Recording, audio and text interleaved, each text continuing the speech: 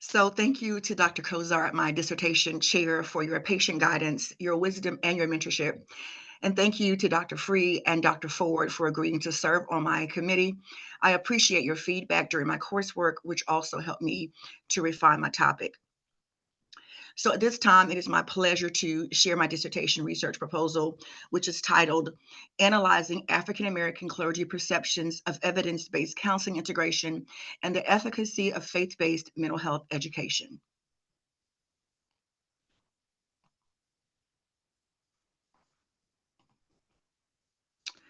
And so I'll begin with the presentation overview.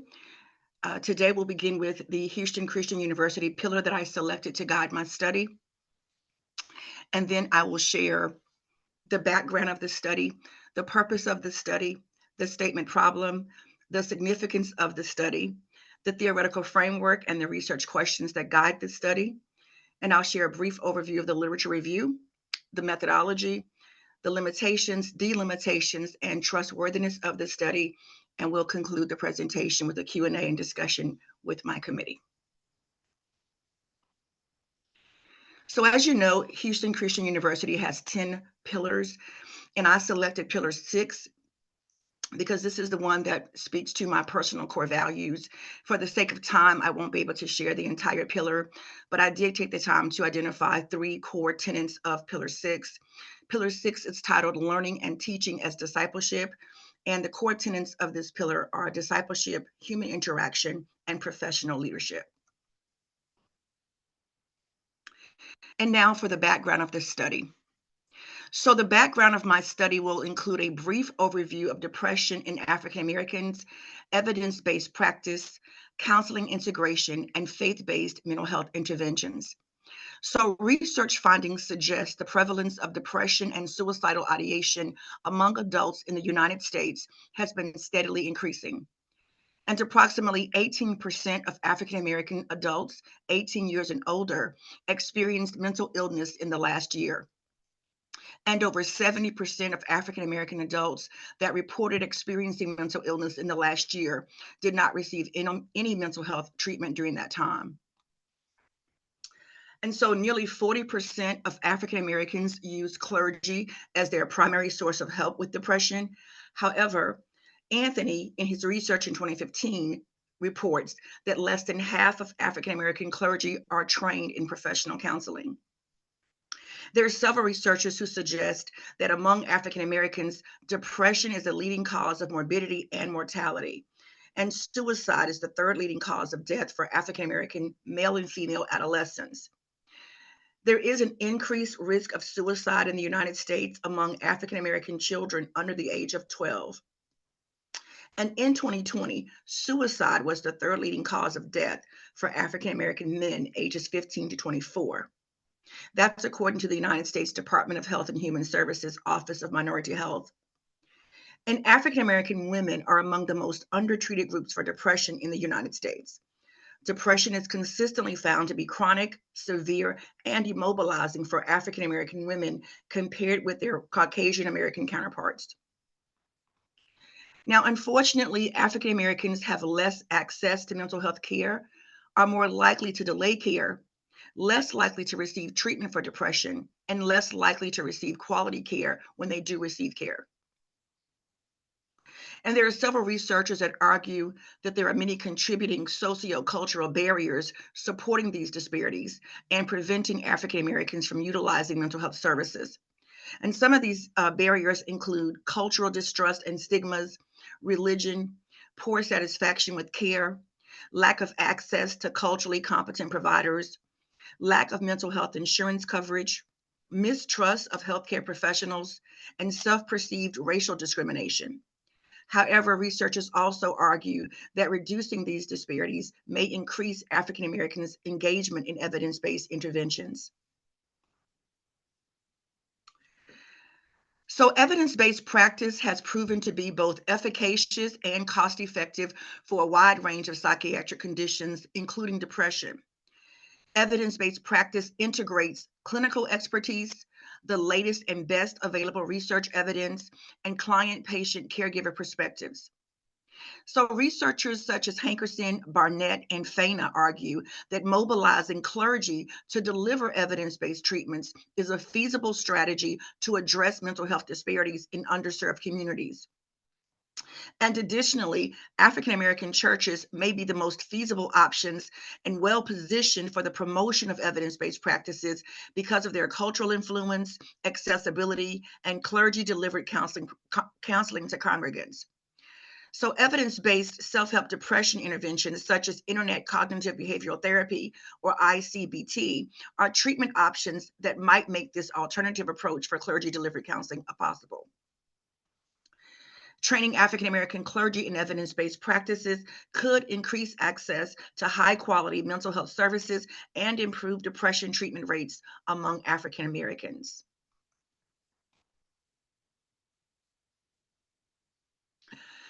So, I want to explain briefly what counseling integration means. Counseling integration is the union or the coming together of biblical counseling and psychological theory, where aspects of both schools of thought are appreciated and respected in the counseling relationship. So, in essence, counseling integration is the combination of theology and psychology. Mental health educational intervention are trainings that aim to promote mental health and provides mental health prevention, etiology, and treatment education. Faith-based mental health training recognizes the value of intentional integration of faith-informed content in mental health education and health counseling programs. Now, for evangelical Christians, scripture is the primary way their distinctive beliefs and values about the conceptualization of mental health is revealed. So there are concerns of whether a secular evidence-based therapeutic framework is compatible with the Christian worldview. And this is an urgent issue with profound implications among many evangelical clergy. Some researchers suggest that a sensitive search for a common ground between these two schools of thought might be the prerequisite to effectively mitigate the mental health stigma and the widespread obstacle to treatment for African Americans. And so, faith based mental health education may be the common ground between these two schools of thought.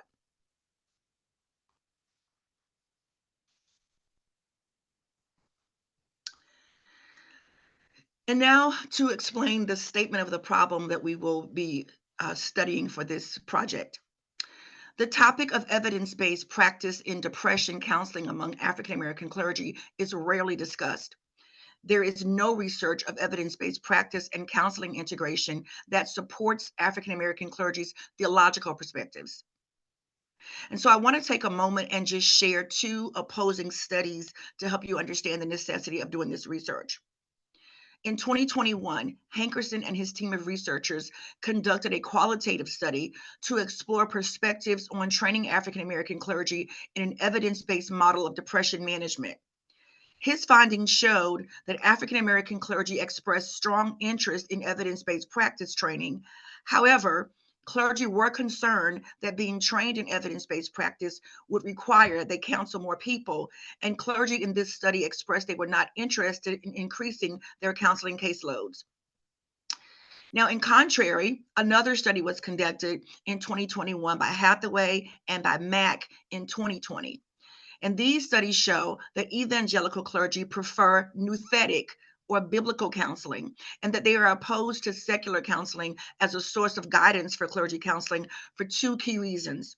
First, nouthetic or biblical counselors hold a firm belief that scripture is inerrant and sufficient for everything needed in the counseling relationships. And additionally, biblical counselors reject the value of psychological science, especially in clinical forms, and they don't believe it provides valid knowledge or intervention resources for the human condition. And so, as a result, the African American Evangelical Church lacks an evidence based depression counseling method that may be integrated with their theological and biblical beliefs. The purpose of this study. So, my study aims to analyze evangelical African American clergy's perceptions of evidence based Christian secular counseling integration and the efficacy of faith based mental health education. The significance of my study. This study will add to the body of literature in evidence-based practice, counseling integration, clergy counsel service delivery, and mental health education for African Americans. This study is significant because it could improve the cultural religious stigmas of the Black church concerning mental health care. And training African American clergy in evidence based practice could increase African Americans' access to high quality mental health services. And this study is significant because it could introduce innovative ideas and processes for clergy delivered counseling services.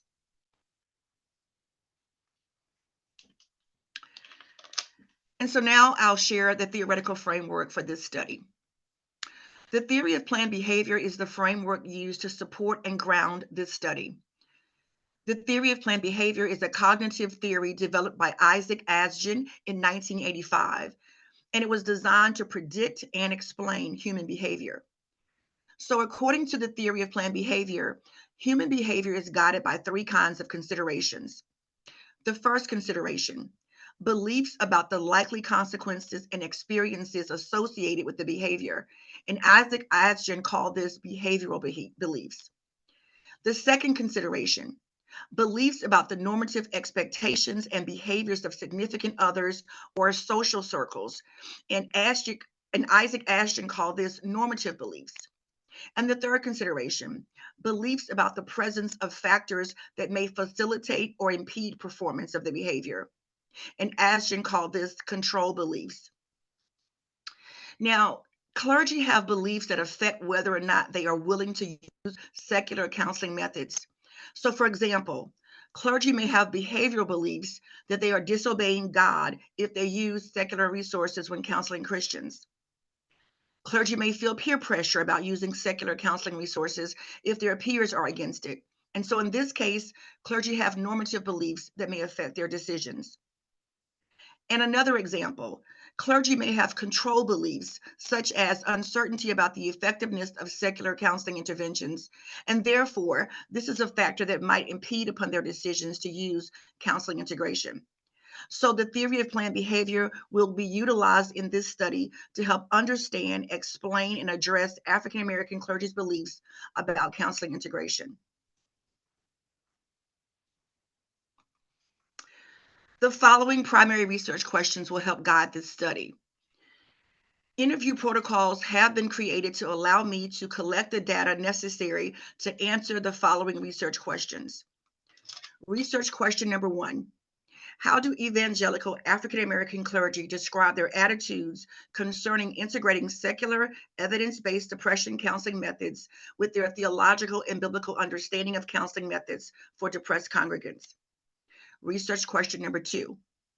How can faith-based mental health educational training improve evangelical African American clergy's perception or their perceived stigmas regarding integrating theological and biblical counseling with secular evidence-based depression counseling methods? And research question number 3. How do evangelical African American clergy describe their attitudes about collaborating with secular mental health professionals and referring congregants to them for professional counseling?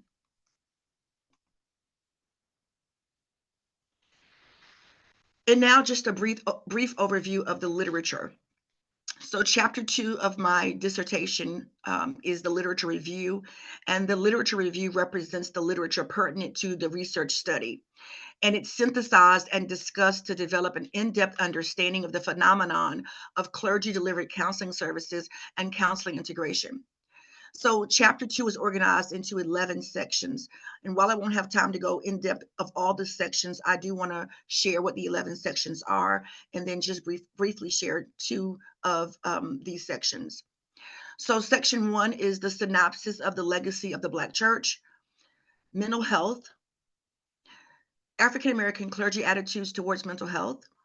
Another section is understanding depression in the African American community, mental health stigmas within the African American community, help-seeking behaviors in African American communities, religious coping, pastoral care and pastoral counseling, secularism, biblical counseling and integration, evidence-based treatment interventions, and faith-based mental health educational interventions.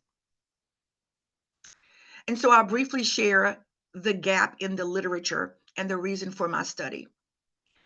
There is scant research regarding acceptable evidence-based suppression counseling methods used by evangelical African American clergy, and there is scant research regarding a means to educate clergy concerning an acceptable evidence-based practice that can be integrated with their theological and biblical counseling approaches. So in 2015, Anthony and his team of researchers suggested future research that could further improve the comprehensive understanding of specific training needs for African American clergy. And in that same study, Anthony recommended using diverse African American clergy populations in a qualitative study. So there is a gap in the research concerning evangelicals, African American clergy's perspectives concerning counseling integration and the efficacy of faith-based mental health education that supports African American Christian secular counseling integration.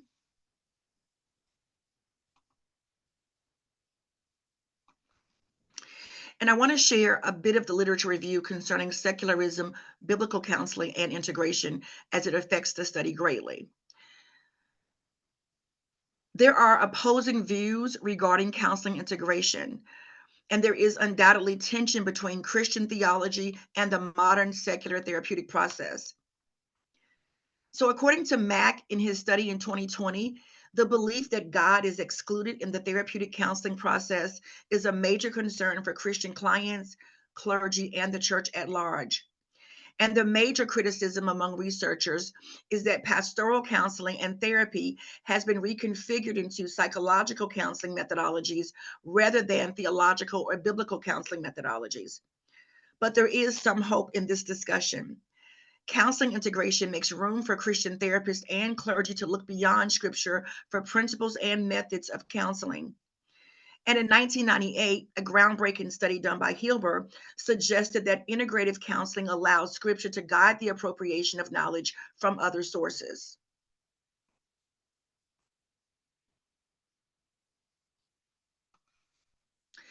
And I want to share a part of the literature review regarding maladaptive religious coping. So maladaptive religious coping is characterized by sole dependence on God or blaming God or the devil for undesirable outcomes, an insecure connection to God, and it can include strategies supporting the belief in a punitive God. And there are several studies to support the theory of maladaptive religious coping. Now, in 2019, Harris and her team of researchers discussed the intersectionality of maladaptive religious coping and mental health. So, for example, sermons that implied individuals just pray about it or suck it up and be strong created depressive symptoms. And in 2016, Pierce, who is actually a Christian therapist, shares a similar discussion and notes that Christian clients have been damaged by clergy sermons that insinuate that seeking secular treatment equates to a lack of faith in God or completely abandoning the faith. Pierce goes on to suggest that religion is not always a source of healing. She says Christians can experience struggles in their relationship with God, the church, and have other faith-related struggles that result in sadness, fear, guilt, or doubt. And according to Pierce, these struggles can cause and worsen psychiatric symptoms.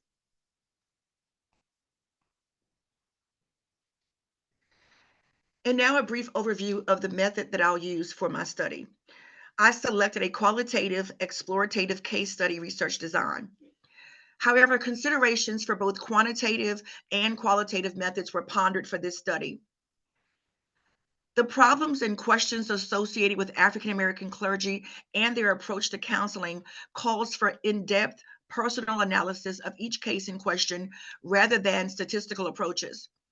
African American clergy and their understanding of counseling is multifaceted and complex. Their mental health and counseling perspectives involve biblical, cultural, and personal viewpoints that are often difficult to fully analyze and comprehend and cannot easily be quantified. Additionally, with so little research conducted in African American clergy's lack of evidence-based counseling integrations, it is necessary to gain an in-depth insight and understanding into the phenomenon under investigation. And so it is for these reasons that a qualitative approach is undertaken in this research study. For this study, a qualitative case study was the best research method for distinct reasons. According to Yin, case studies are appropriate when the research questions require an extensive and in-depth description of some phenomenon. And case studies are also practical research methods when a researcher wants to provide rich descriptions of an innovation, or when a researcher studies a unique phenomenon and provides knowledge that helps explore the diversity of human behavior. So in terms of how we're going to recruit participants for this study, purposive sampling allows the researcher to rely on experience and insight when selecting samples. Mills and Gay in 2019 suggest using a combination of approaches to purposive sampling to identify and narrow the sample. So for this study, purposive criteria and snowball sampling will be used to recruit participants. In qualitative studies, samples tend to be smaller, non-random, and purposive. Researchers suggest using a smaller sample for the study allows the individuals chosen to be good key informants who are reflective, thoughtful, communicate well. And so for my study, I propose to select 5 African American evangelical clergy. They'll have to meet a list of criteria, but ranking chief among those criteria is we need them to have conservative, fundamental theological beliefs about secular mental health counseling. I'll identify well-respected community gatekeepers and collaborate with them to help foster, maximize recruitment reach efforts. And Darko suggests that social media tools are effective in participating in recruiting participants.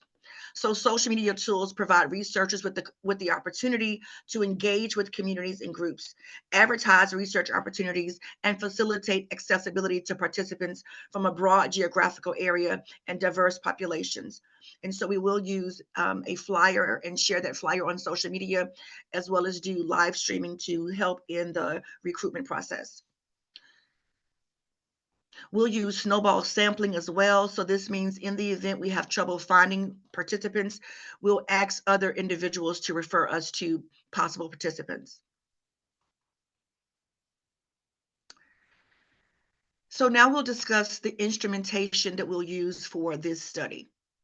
So 2 interview protocols have been developed by the researcher for the first and second round of semi-structured interviews. The interview protocols will help elicit useful data to help answer the research questions and to help conduct the interviews. So I will be using the mental health from a Christian perspective, faith-based mental health educational intervention, which was created by my chair, Dr. Richard Cozart. And so now I'll explain briefly how this process is going to work. We'll have 2 rounds of interviews. The first round will be individual, semi-structured, open-ended interviews prior to the training, and these interviews will be conducted via Zoom. Once all of the individual interviews have been conducted, we will all meet together on a webinar on Zoom for a PowerPoint mental health training. And I will teach this in a group session with all of the research participants. After the training, I'll have a second round of individual interviews, semi-structured, and again, these interviews will be conducted via Zoom.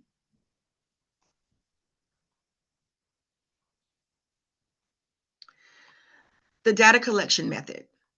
So the data for this study will be triangulated by employing use of the 2 sets of semi-structured interviews, observations during the educational intervention, and interview field notes. 1 interview protocol has been prepared to address research questions 1 and 3, and I prepared a second interview protocol to address research question number 2. A demographic questionnaire has also been prepared and will be utilized to screen potential participants to ensure they meet my criteria for this study. And so prior to collecting data, an application for approval to collect data from the Houston Christian University's Institutional Review Board will be submitted. Appropriate signed consent from each study participant will be obtained, and a disclosure of the study's purpose will be given to each participant selected for this study. And again, data will be collected using semi-structured, open-ended interviews and conducted via Zoom. I propose to also conduct a small-scale preliminary pilot study to evaluate the feasibility of my study and to make improvements to the study design prior to the performance of the full-scale research project if needed. And now I'll discuss the data analysis method. So the data from this research study will be transcribed using Sonic software, and I'll be using the reflective thematic analysis method. The RTA was developed in 2006 by researchers Braun and Clark, and it's widely used. It's a 6-step qualitative analytic method that involves a reflexive, recursive engagement with the data set to produce a robust analysis. So there are 6 steps in this process. Step 1 involves familiarizing yourself with the data set. This phase involves reading and rereading the data to become immersed and intimately familiar with its content. Step 2 of the analysis process is the coding process. This phase involves generating succinct codes that capture and evoke key features of the data that might be relevant to addressing the research questions. Step 3 in the process is generating initial themes. This phase involves examining the codes and collating data together to begin to develop significant patterns of meaning. Step 4 is developing and reviewing the themes. And then step 5 is refining, defining, and naming the themes. This phase involves developing a detailed analysis of each theme, working out the scope and focus of each theme, determining the story of each theme. It also involves deciding on an informative name for each theme. And the final step is writing the report up. This final step involves weaving together the analytic narrative and data extracts and contextualizing the analysis in relation to existing literature.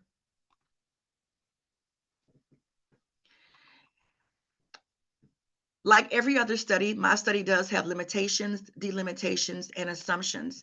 And so I'll begin with the limitations or the weaknesses of my study.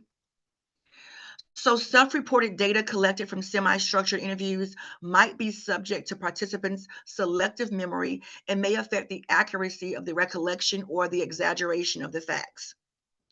Qualitative studies help understand and describe the world of subjective human experience. Therefore, findings from this study cannot be generalized to the entire population of African American clergy.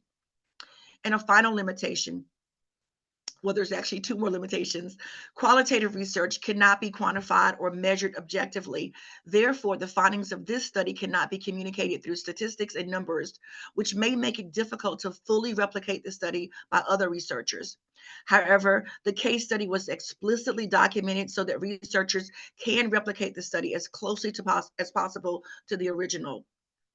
And the final limitation, the researcher's biases can influence the study results. However, this study will follow trustworthiness protocol and procedures to ensure that the participants in this study can confirm that the interpretation of their data was accurate. And the delimitations for the study. This study is delimited to a purposeful sample of participants of only African American clergy aged 30 or older living in the Deep South and Southern Eastern states in the United States. This study is delimited to evangelical African American clergy and does not cover progressive Christian clergy perceptions of counseling integration, nor does the study cover the attitudes of clergy from other religions. This study is delimited to clergy perceptions of depression and integrative Christian secular depression counseling methods, and it excludes clergy's perception of other mental health illnesses and treatment options.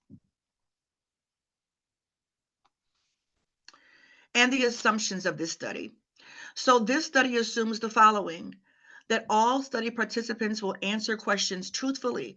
However, anonymity and confidentiality will be preserved, and the participants are volunteers with the right to withdraw from the study at any time with no ramifications.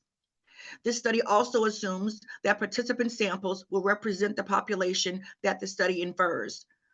All participants will complete a demographic questionnaire to verify eligibility criteria. And this study assumes that the semi-structured, open-ended questions will get to the heart of the research problem and enable the researcher to answer the research questions.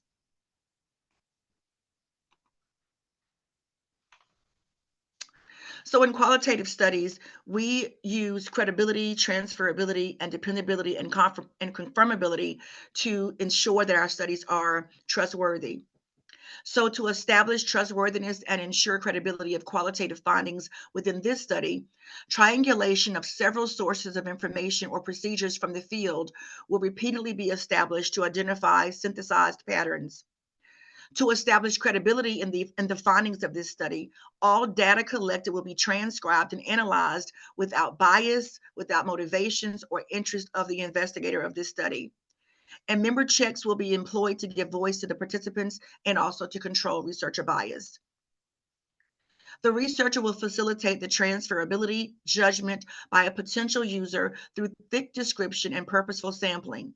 In this study, the researcher will clearly explain all research processes, including participant selection, instrumentation, data collection, data analysis, the context of the study, and the final report. Dependability is established with an audit trail, code, recode strategy, and peer examination. The results of this study will be corroborated and confirmed by the audit trail and triangulation. And additionally, all audio, video, notes, and transcripts will be kept during the entire investigation. Here are the references used for today's presentation.